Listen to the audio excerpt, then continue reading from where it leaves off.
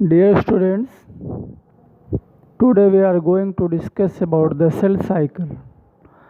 आज हम cell cycle के बारे में पढ़ेंगे. Actually, what is cell cycle? You know? I hope you don't know. But you know, cell division means one cell divides to make more daughter cells. You have heard about the meiosis and mitosis. In case of mitosis, one cell divides and makes two daughter cells, and in case of meiosis, one cell divides to make four daughter cells. Clear? And these cell divisions carried out with many steps. So these steps are included cell division steps, and these are represented in a cyclic manner, in a cyclic way. So this is known as cell cycle. जितनी भी cell divide हो रही हैं या mitosis या फिर meiosis करके, तो आपको पता होगा कि माइटोसिस में एक सेल से दो डॉटर सेल्स बनती हैं जहाँ पे नंबर ऑफ क्रोमोसोम्स सेम रहता है. लेकिन जब मियोसिस होती है तो उसमें एक सेल से चार डॉटर सेल्स बनती हैं. इन डॉटर सेल्स में number of chromosomes parent cell के हाफ होते हैं. क्लियर?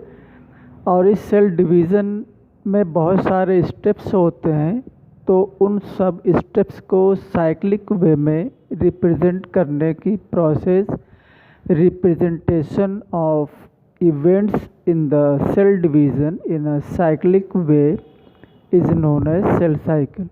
उसी को हम सेल साइकिल बोलते हैं.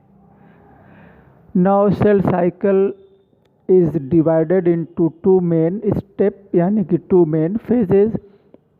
पूरी सेल साइकिल को दो फेजेस में डिवाइड किया गया है.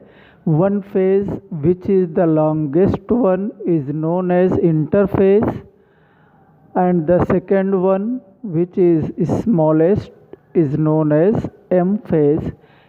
यहाँ पर एम फेज का मतलब माइटोसिस या फिर meiosis. Clear student? Now interphase is the largest phase of the cell cycle. It is further divided into three phases, यानी कि सब फेजेस, सब stages, known as G1 phase, S phase and G2 phase. इन तीनों phase में सबसे लंबी जो phase होती है वो है एस फेज. राइट?